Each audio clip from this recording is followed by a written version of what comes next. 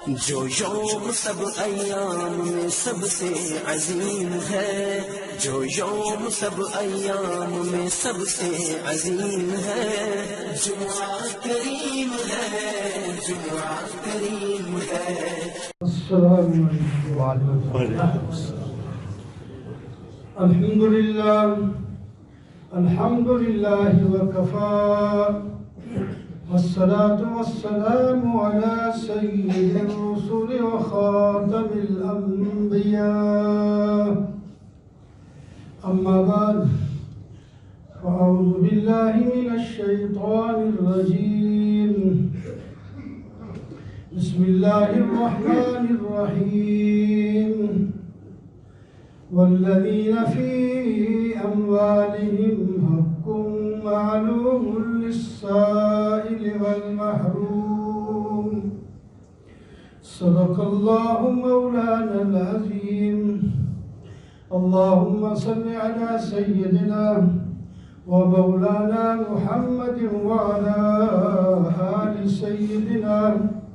ومولانا محمد وبارک وسلم۔ محترم و معزز سامعین، بزرگوں، دوستوں، عزیزوں، سورہ معارج میں سے مکرمین یعنی وہ لوگ جن کو عزت کے ساتھ جنت میں داخل کیا جائے گا، ان کی صفات بیان ہو رہی ہیں۔ دوسری صفت بیان ہو رہی تھی کہ ان کے مال میں حق ہوتا ہے ان لوگوں کا جو ضرورت مند ہیں لیکن آ کر مانگتے نہیں، اور ان لوگوں کا بھی جو ضرورت مند ہوتے ہیں اور آ کر مانگتے بھی ہیں، یہ دونوں کا حق پورا کرتے ہیں۔ جو آ گیا اس کو دے دیا، اور جو نہیں آیا تو اس کے بارے میں معلوم ہوا کہ یہ ضرورت مند ہے جو خود جا کر ان کو دے آتے ہیں۔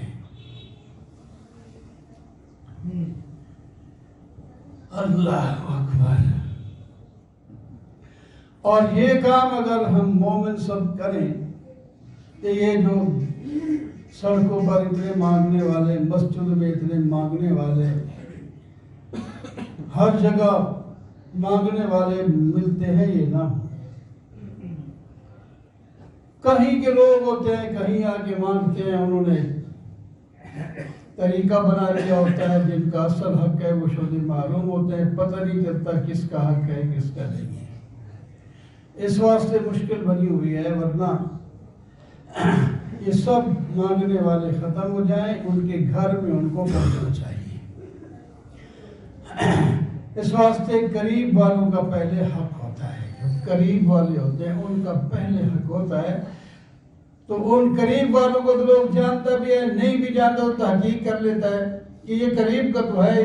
اسی محلے میں رہتا ہے یا ساتھ والے محلے میں رہتا ہے، وہ کیسا ہے کیسا نہیں، اور بھی لوگ بتا سکتے ہیں۔ جو کہ میں ملتان سے آیا ہوں، میں مظفر گڑھ سے آیا ہوں، فلانے علاقے اور فلانے ضلع سے، وہاں کون تحقیق کرنے جائے؟ چلو تو یہ لوگ جو ہیں، حدیث پاک میں آتا ہے 3 شخص اللہ تعالیٰ کو بڑے ہی پسند ہیں۔ 3 شخص اللہ بہت ہی پسند ہیں، بہت پیار آتا ہے ان کے ساتھ۔ اللہ ان میں سے ایک تو وہ ہے، سفر میں جا رہے تھے، سفر میں تھکاوٹ ہو جاتی ہے، لمبا سفر ہو، ایک پورا قافلہ ہے، وہ سفر میں جا رہا ہے، اب تھک گئے، اور زیادہ تر وہاں کے لوگ رات کو سفر کرتے ہیں۔ رات کو سفر آسان ہوتا ہے، جلدی ہوتا ہے، رکاوٹیں کم ہوتی ہیں۔ تو پچھلی رات پھر اس میں ٹھہر جاتے ہیں، ذرا آرام کرتے ہیں۔ جہادی سفر بھی ایسے ہوتے تھے، جہاد کے لیے جو نبی علیہ السلام جاتے تھے یا صحابہ کرام تو ایسے ہی رات کو چل پڑتے، پچھلی رات جا کر کچھ آرام کر لیتے، پھر آگے اپنے مقصد کو دن کو پہنچ جاتے، اس طرح ہوتا تھا۔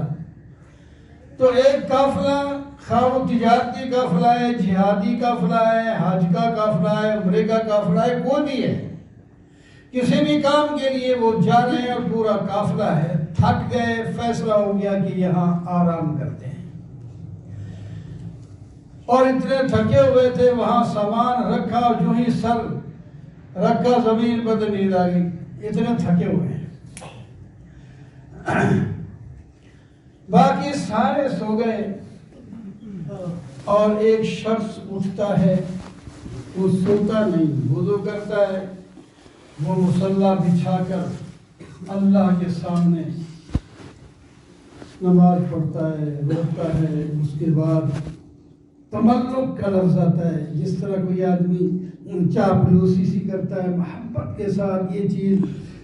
تو اللہ تعالیٰ سے وہ مانگ رہا ہوتا ہے، آنکھوں سے آنسو بہ رہتے ہیں، اور وہ اس کو تھکاوٹ وہ بھی ہے، لیکن اس طرف نہیں، اس کی خیال جاتا ہے، وہ اپنے اللہ سے مانگتا ہے، اللہ سے مانگتا ہے جب سارے سو رہے ہیں، اور یہ بھی کوئی فرض نماز نہیں پڑھ رہا، فرض تو سارے پڑھ رہے تھے، یہ اٹھ کر نفل نماز، حالانکہ فرض بھی قصر ہو جاتی ہے سفر میں، اور فرض 4 رکعت ہو تو 2 رکعت پڑھنے ہوتے ہیں، اور سنت نفل مرضی پہ ہوتا ہے، اور یہ آدمی اتنا اہتمام کر رہا ہے کہ وہ نفل نماز اس تھکاوٹ کی حالت میں پڑھ رہا ہے، تو اللہ تعالیٰ کو یہ آدمی بہت پسند آتا ہے۔ رکاوٹیں ہوں، بس ہم تھوڑا سی کوئی رکاوٹ ہو تو اس کا مہمان آ گیا کہ اس وقت نماز میں نہیں آ سکے، گھر پڑھ لی ہو، گھر میں بھی قضا ہو جاتی ہے، بعض دفعہ مہمان آ گئے، بھائی مہمان آ گئے تو مہمان کو ساتھ لاؤ، نہیں آتا تو کہو ذرا تھوڑا سا آپ انتظار کریں، میں نماز پڑھ کے آ رہا ہوں، یہ طریقہ ہونا چاہیے، نہیں، مہمان کی وجہ سے ہماری نماز بھی جماعت سے گئی اور بعض دفعہ پوری نماز بھی تو رکاوٹیں ہونے کے باوجود آدمی اللہ کی محبت اور اللہ کا خوف دل میں اتنا رکھے کہ کسی تھکاوٹ بھوک پیاس میں بھولائے نہیں، اللہ کو یاد رکھے، یہ اللہ کو بہت پسند آتا ہے۔ اللہ اکبر۔ اور دوسرا شخص وہ ہے کہ ایک بڑا مجمع لگا ہوا ہے، ایک شخص آتا ہے، کوئی ضرورت مند ہے، کھڑا ہو کے وہ اپنی ضرورت کا اظہار کرتا ہے، بھائی مجھے یہ ضرورت ہے، تو کوئی بھی اٹھ کے اس کی ضرورت کو پورا کرنے کے لیے اس کو کچھ نہیں دیتا، وہ شخص جانے لگتا ہے تو ایک شخص وہی مجمع سے چھپ کر کے اٹھتا ہے اور جا کر اس کو جو اس نے مانگا تھا چھپ کر کے اس کو وہ دے دیا، کسی کے سامنے چھپ کر کے دے دیا۔ فرمایا یہ چھپ کر کے دینے والا ہے، کسی کو پتہ نہیں لگنے دیتا، یہ اللہ کو بہت ہی محبوب ہے، بہت محبوب ہے، اللہ کی رضا کے لیے ہے، اور ریاکاری بھی نہیں، کسی کو دکھانے کے لیے بھی نہیں ہے، چپ کر کے اٹھتا ہے۔ اور ایک حدیث میں آتا ہے 7 قسم کے لوگ ہیں، 7 قسم کے لوگ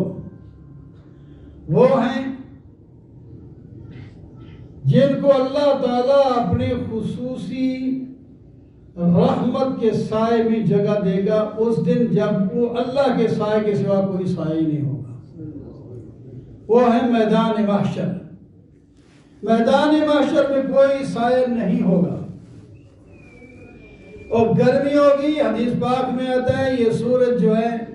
جو بھی نظام ہوگا ایک بار تو یہ سورج تو ختم ہو جائے گا، لیکن جو بھی آخر کوئی نظام تو وہاں اللہ تعالیٰ کا ہوگا۔ ایسے سمجھو اتنی گرمی ہوگی، فرمایا جو یہ کروڑوں میل کے فاصلے پر ہے اس وقت سورج، یہ تمہارے سر کے قریب آ جائے تو آپ اس کی گرمی کا احساس کریں گے کتنی ہوگی، اتنی گرمی ہوگی وہاں، اور کوئی سایہ نہیں ہوگا۔ کچھ 7 قسم کے لوگ ایسے ہیں جن کو اللہ تعالیٰ اپنی خصوصی رحمت کے سائے میں جگہ دے گا، اس کے لیے کوئی گرمی، کوئی تکلیف، کوئی پریشانی نہیں ہوگی۔ ان میں سے وہ 7 تو اس وقت پورے ہی منشا بیان کریں گے، لیکن اب اس ایک کا ہی، ان میں سے ایک وہ شخص ہے جو اللہ کے نام پر ضرورت مند کو دیتا ہے، اور اس طرح دیتا ہے وہ دائیں ہاتھ سے دے تو بائیں کو خبر ہی نہیں ہوتی، آرام سے اس ضرورت مند کی ضرورت کو پورا کر دیا اس نے، یہ دائیں ہاتھ سے دیتا ہے، بائیں کو خبر ہی نہیں ہوئی تو کیا صورت ہوتی ہے اس کی، یہی مطلب اس کو آپ کو ہی نہیں پتا، جیب میں ڈال رہا، ہاتھ نکال کے چپ کر کے وہ دے دیے، یا مطلب ہے دائیں بائیں والے لوگوں کو پتہ نہیں چلتا، بالکل ایسے خفیہ طور سے دیتا ہے کہ اللہ راضی ہو جائے اور اس بندے کی ضرورت پوری ہو جائے۔ مجھے حکم ہے کہ اپنے دوستوں، رشتہ داروں، بھائیوں، ضرورت مندوں کی ضرورت پورا کرو اور تمہاری ضرورت میں پوری کروں گا۔ تو اس طرح دے اللہ کے نام پر کہ اس کے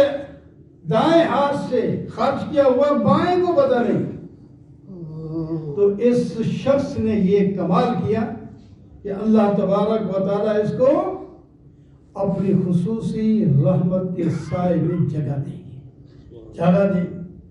تو اس واسطے اللہ کا دیا وہ مال کیا ہے ہمارا؟ ایک حدیث پاک میں آتا ہے اللہ تعالیٰ فرماتے ہیں تمہارا جو مال ہے نا، بھویں اربوں اور خربوں کے مالک ہو، 3 قسم میں تقسیم ہو جاتا ہے۔ ایک وہ جو تم نے کھایا اور اس کے بعد وہ ہضم ہو گیا، کچھ حصہ جسم کا حصہ بن گیا، کچھ جو ہے وہ باہر نکل آیا، اور دوسرا جو تم نے پہنا اس کو پرانا کر دیا، کتنے دن نیا رہتا ہے کپڑا، وہ پرانا کر کے اتار دو گے۔ یہ تو 2 چیزیں تم نے یہاں دنیا میں استعمال کری، وہ ختم بھی کر دی۔ تیسرا تمہارا مال وہ ہے جو تم نے آگے بھیج دیا، وہ ہے اصل تمہارا مال جو وہ اللہ کے بینک میں جمع ہو گیا، وہ تمہارا اصل مال ہے، وہ اصل مال ہے، اور باقی تمہارا مال نہیں۔ تم جو چھوڑ گئے ہو اربوں خربوں کی صورت میں، آج جو لوگ ذلیل ہو رہے ہیں اتنے مال جمع کر کر کے، تو دنیا میں جب اس مال کے جمع ہونے کی وجہ سے اتنی ذلت آ رہی ہے تو آخرت میں نہیں آئے گی، اللہ نہیں پوچھے گا جو اصل مالک ہے۔ مال جمع کر کے چھوڑ گئے،